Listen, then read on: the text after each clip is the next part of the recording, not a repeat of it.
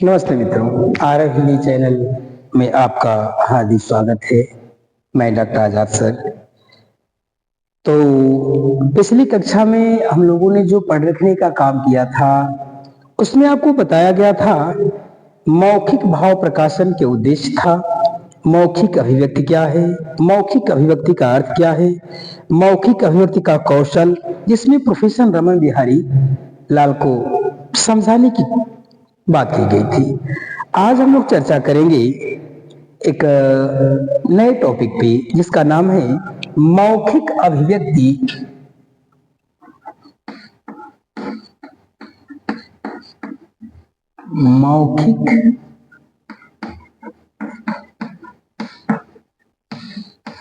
मौखिक अभिव्यक्ति की विशेषता।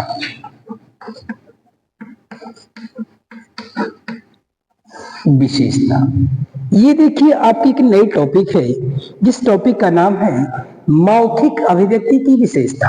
आप इससे समझ सकते हैं, यहां इसने जो लिख रखने का काम किया हुआ है कि मौखिक अभिव्यक्ति की विशेषता क्या है। ये पूछना ये चाहता है कि मौखिक अभिव्यक्ति में क्या होता है, उसकी क्या खासियत है, उसकी क्या विशेषता है। तो मौखिक अभिव्यक्ति की निम्न प्रकार की विशेषताएं पाई जाती हैं, जिसमें कुछ विशेषताओं पे हम आपको दृष्टिपात कराने का काम करेंगे, कुछ विशेषताओं को बताने का काम। ऐसी तमाम विशेषताएं हैं जिसको आप दो चार विशेषताओं को समझ लेंगे और आगे आप समझ लेने का काम करेंगे। तो ये कहता है अगर ना समझ में आए तो दो चार विशेषताओं से भी आपका काम चल जाएगा। बहुत ज्यादा नहीं, 10 20 50 नहीं पूछ सकता है, वो पूछ सकता है, एक दो विशेषताओं को पूछ सकता है, जिसमें कुछ विशेषताओं को आपको बता दे रहे हैं। इसने कह रखा है कि मौखिक अभिव्यक्ति की क्या विशेषता होती है। ये कहता है कि जब कोई व्यक्ति मौखिक अपनी बातों को कहने का काम करता है तो उस मौखिक रूप से बात को कहने में, उस बात को बोलने में क्या विशेषता उसकी होनी चाहिए, इस बात को कहता है। तो पहली बात उसने कह रखने का काम किया हुआ है कि पहली विशेषता वह बताता है, पहली विशेषता है स्वाभाविकता।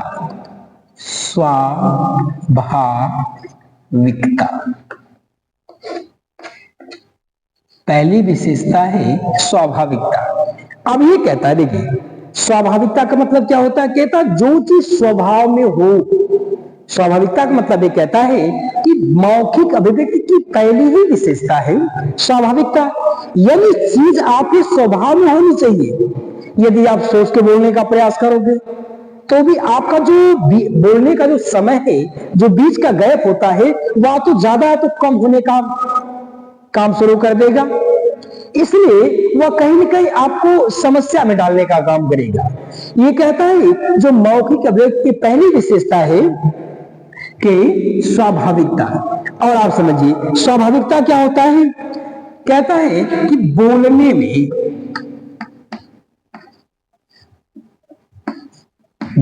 में स्वाभाविकता होनी चाहिए। बोलने में स्वाभाविकता होनी चाहिए, यानी उसने ये कहना चाहा है कि आप जो बोल रहे हो वह स्वाभाविक रूप से होना चाहिए, यानी वह आपके स्वभाव में होना चाहिए, पहली बात। और दूसरी बात इसने कह रखने का काम किया हुआ इसी में कि आपके बोलने में, कहता है आपके बोलने में, यानी कहता है बोलने में बनावटीपन नहीं होना चाहिए, नहीं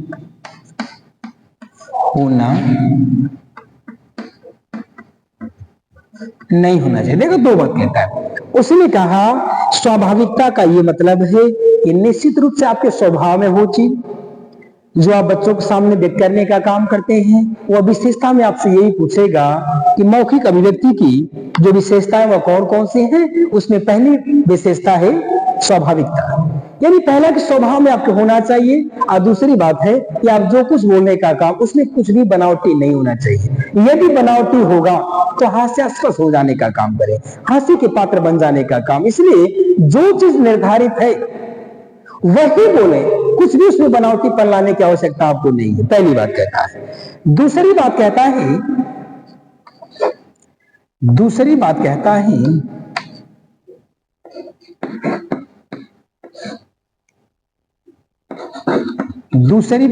है अस्पष्टता। कहता है कि अब दूसरी विशेषता है मौखिक अभिव्यक्ति की, वह है अस्पष्टता। आप जो कुछ भी बोलें वह एकदम अस्पष्ट बोले।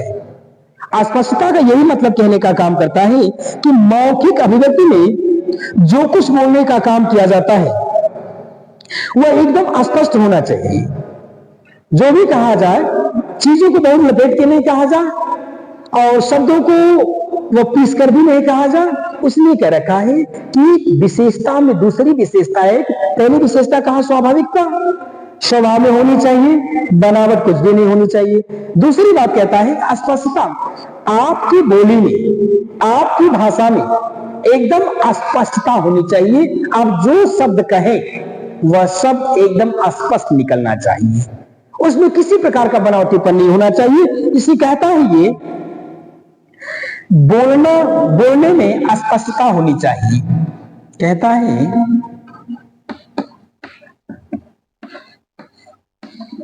बोलने में स्पष्टता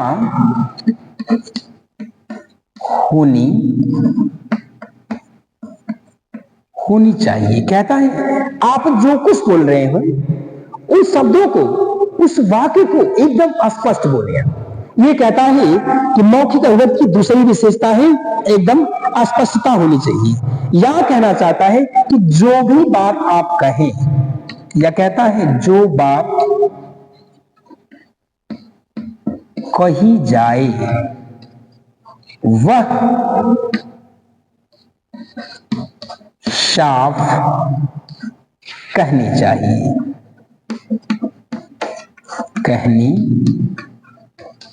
साफ कहनी चाहिए, वह बात एकदम स्पष्ट होनी चाहिए। अच्छा, दो विशेषता हो गया। अब तीसरी विशेषता क्या है बताने का काम करता है। तीसरी बात कहता है शुद्धता। तीसरी बात कहता है ये शुद्धता। शुद्धता में क्या बोलना चाहता है? कहता है कि देखो मौखिक अभिव्यक्ति में एक बात और कहता है कि आप जो भी बोले शुद्ध बोले। शुद्ध बोलने का देखो, एक तो कहता स्पष्टता और शुद्धता में अंतर आपको मिल जाएगा। एक कहता है कि आप जो कुछ कहें एकदम स्पष्ट कहें, लेकिन शुद्धता में क्या कहता है, यदि जैसे कुछ वर्णों का प्रयोग, जैसे छोटा स है, बड़ा स है, काला, कोई सा भी स हो, इन शब्दों का जो प्रयोग होता है उनको स्पष्ट रूप से होना चाहिए, उसको स्पष्टता कहता है। ये कहता है ये शुद्धता। तो आपके अंदर शुद्धता होने, उसने कहा कि बोलते समय, कहता है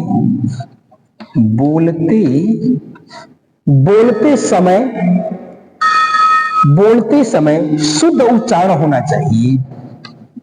शुद्ध उच्चारण होना,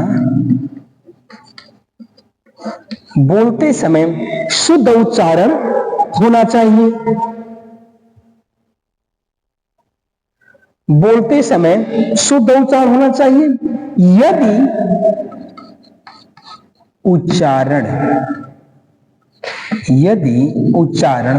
अशुद्ध होता है तो,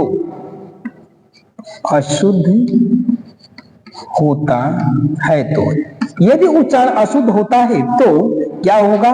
अर्थ का अनर्थ बन जाएगा, अर्थ का अनर्थ बन जाने का काम करेगा, अर्थ का अनर्थ बन जाने का काम करेगा। दूसरी बात कह रहा है, देखो उसने कहा कि मौखिक अभिव्यक्ति की कई विशेषताएं हैं। उन कई विशेषताओं में कुछ विशेषताओं को आपको बताने की कोशिश किया। इसमें स्वाभाविकता है, अस्पष्टता है और शुद्धता। उसने कहा कि जो कुछ बोला जाए वह शुद्ध शुद्ध बोला जाए, अस्पष्ट शुद्ध बोलने का काम किया जाए। कहता है बोलते समय शुद्ध उच्चारण होना चाहिए। आप अगर भी मौखिक अभिव्यक्ति को कर रहे हैं तो आपके बोलते समय आपका जो उच्चारण होना चाहिए वह एकदम शुद्ध होना चाहिए। और कहता है यदि उच्चारण शुद्ध नहीं है तो, यानी कहता है यदि आपका उच्चारण शुद्ध नहीं हो रहा है और उच्चारण यदि अशुद्ध हो रहा है तो निश्चित रूप से अर्थ का अनर्थ बन जाएगा। जैसे कह दिया, वो कह दे शब्द होता है अनिल, और आप बोलते समय उस अनिल को अनिल में अगर बोल देते हैं, अनिल को अनिल में बोल देते तो दोनों का अर्थ निश्चित रूप से अपना अलग होता है। तो इसलिए कहता है कि अर्थ उसका बदल जाने का काम करेगा। इसीलिए कहता है कि आपके पास अस्पष्टता और शुद्धता होनी चाहिए। और तीसरी बात वह कहता है बोधगम्यता। बोधगम्यता तीसरी बात कहता है कि बोधगम्यता। अब इसमें ये कहना चाहता है, कहता बोधगम्यता का ये मतलब है कि आपके समक्ष जिस भी बात को कही जा रही है, जो भी चीज आपको समझाने की कोशिश किया जा रहा है, वह आपको बोध हो जाना चाहिए, ज्ञान हो जाना चाहिए। उसे कहते हैं बोधगम्यता, यानी बोध हो। उसने कहना ये चाहा है, कहता है कि सरल व सुबोध, सरल व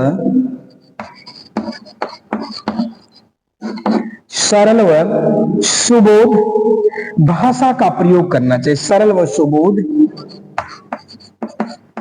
भाषा का प्रयोग करना चाहिए। कहता है बोधगम्यता में कहता है ना कि सरल और सुबोध भाषा का प्रयोग करना चाहिए, क्योंकि जब आप सरल भाषा का प्रयोग करते हैं, सुबोध भाषा का प्रयोग करने का काम करेंगे तो निश्चित रूप से वह अभिव्यक्ति, वह मौखिक अभिव्यक्ति सामने वाले को, बालकों को, बच्चों को, पढ़ने वालों को, विद्यार्थियों को, शिक्षार्थियों को वह क्या करेगा, उसको बोध होने का काम करेगा।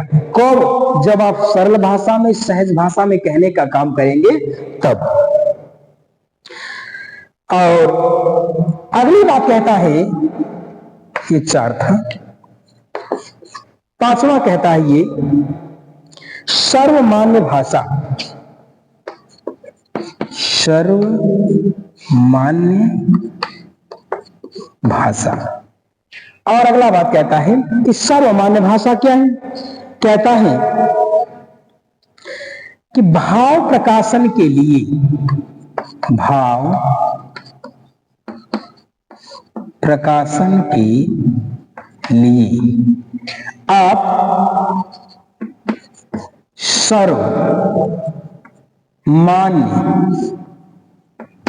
सर्वमान्य भाषा का प्रयोग करेंगे। सर्वमान्य भाषा का प्रयोग करेंगे, ये कहता है। देखिए सर्वमान्य भाषा क्या है? हम उस भाषा का प्रयोग करेंगे। उसके कहने का ये मतलब है कि मौखिक भाव प्रकाशन ये कहना चाहता है, हम उस भाषा का प्रयोग करने का काम करेंगे कि जिस भाषा को सब जगह मान्यता देने का काम किया गया हो, उसी भाषा का प्रयोग किया जाए, जो सैद्धांतिक हो, जो साहित्यिक हो। यानी उसके कहने का मतलब है हम उस भाषा का प्रयोग करेंगे कि जिस भाषा को सभी लोग जानने का काम करते हैं, पढ़ने का काम करते हैं। एक समस्या है इसमें, यदि हम सर्वमान्य भाषा का प्रयोग करने का काम करेंगे तो भी एक दिक्कत होता है। दिक्कत यह है कि यदि क्षेत्र विशेष का व्यक्ति कोई होगा, जैसे हमारे पूर्वांचल में क्षेत्र विशेष का अगर कोई व्यक्ति है तो कुछ भाषा उसकी क्षेत्रीय होगी, उसकी ग्रामीण अंचल की भाषा होगी, जो लोकल भाषा जिसको बोली कहते हैं।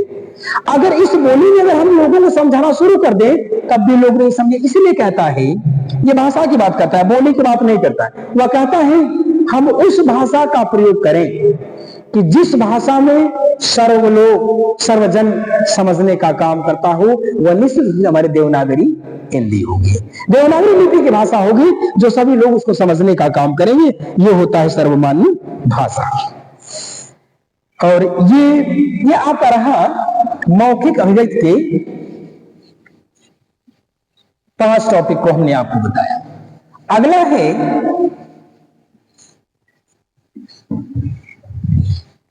है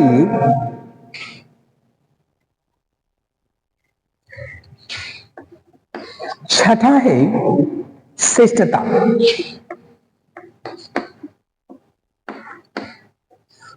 शिष्टता और शिष्टता में क्या कहता है? इसमें कहता है कि शिष्टाचार का शिष्टाचार का विशेष ध्यान, शिष्टाचार का विशेष ध्यान रखा, शिष्टाचार का विशेष ध्यान। देखिए कहता है शिष्टता में आपकी अगर मौखिक अभिव्यक्ति हो रही है तो निश्चित रूप से शिष्टता यानी शिष्टाचार की भाषा का आपको ध्यान रखना पड़ेगा। हमसे बड़े लोग बैठे हैं, हमारे बराबरी के लोग बैठे हैं या हमसे छोटे लोग बैठे हैं, तो हमें उस तरह की भाषा का प्रयोग करना पड़ेगा। यानी कहता एक शिष्टाचार भाषा का प्रयोग जो हम करने का काम करेंगे, जिसमें सभी लोग शामिल हो जाने का काम करेंगे। अगली बात कहता है मधुरता।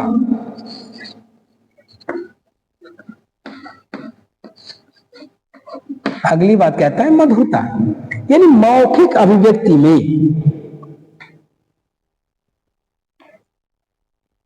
कहता है मौखिक अभिव्यक्ति में आपके पास मधुर भाषा का प्रयोग करें, मधुर भाषा का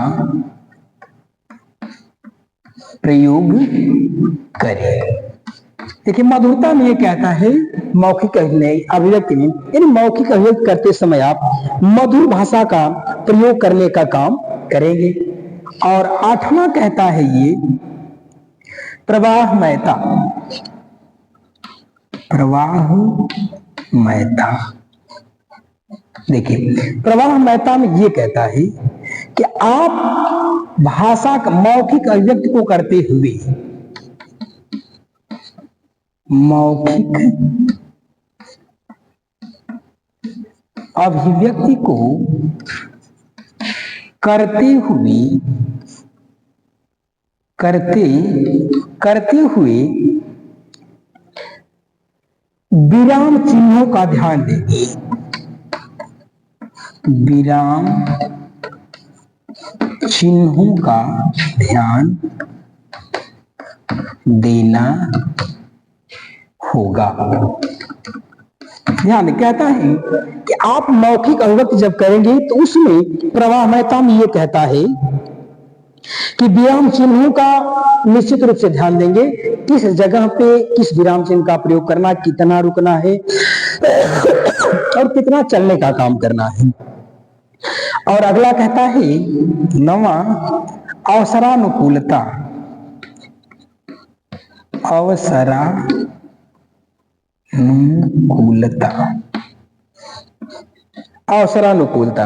अवसरानुकूलता में ये कहता है, अवसरानुकूलता कहता है अवसर के अनुकूल, जैसा समय होगा, जैसा जगह होगा, उसके अनुकूल में उसके अनुसार आप अपनी मौखिक अभिव्यक्ति में अवसर के अनुसार शब्दों या भाषाओं का प्रयोग करने का काम करेंगे। कहता है आप अवसर के अनुसार, अवसर के अनुसार भाषा का प्रयोग करेंगे। भाषा का प्रयोग कहता है कि आप निश्चित रूप से एक अवसर के अनुसार भाषा का प्रयोग करने का काम करेंगे। और दूसरी बात कहता है श्रोताओं के अनुकूल भाषा।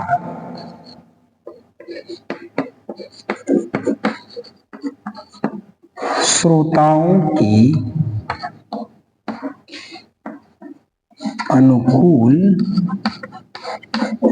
श्रोताओं की अनुकूल भाषा। अगली बात कहता है ये, आप जो मौखिक अभिव्यक्ति करने का काम कर रहे हैं उसमें आपको ध्यान रखने की चीजें क्या है। ये जो श्रोता हैं, आप उन श्रोताओं के अनुकूल, सुनने वालों के अनुसार यदि भाषा, बोली, शब्दों का प्रयोग करने का काम करते हैं तो निश्चित रूप से आपकी मौखिक अभिव्यक्ति सफल होगी। आप अपनी बात को समझाने में, आप अपनी बात को कहने में, आप अपनी बात को बताने में मौखिक अभिव्यक्ति में एक अच्छे वक्ता के रूप में साबित हो जाने का काम करें। इसलिए कहता है कि श्रोताओं के अनुकूल, यानी जैसे सुनने वाले हों उन सुनने वालों के अनुकूल, यानी सुनने वालों के अनुसार आपकी भाषा होनी चाहिए।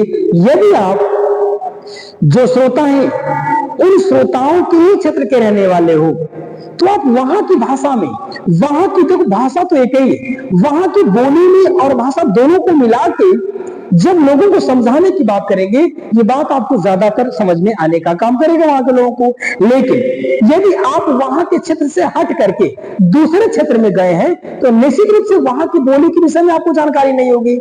तो आप एक काम करिएगा, जो सर्वमान्य भाषा है उस सर्वमान्य भाषा का ही प्रयोग करने का काम करेंगे ताकि वहां के जो श्रोता हैं आपकी बातों को समझ सके, आपकी भावनाओं को समझ सकने का काम करेंगे। ये कहने का काम करता है। कहता है सुनने वाले कौन है, ये बात कहता है। सुनने वाले, सुनने वाले कौन है, किस स्तर के हैं, किस स्तर के हैं, किस स्तर के हैं, सुनने वाले कौन है और किस स्तर के हैं।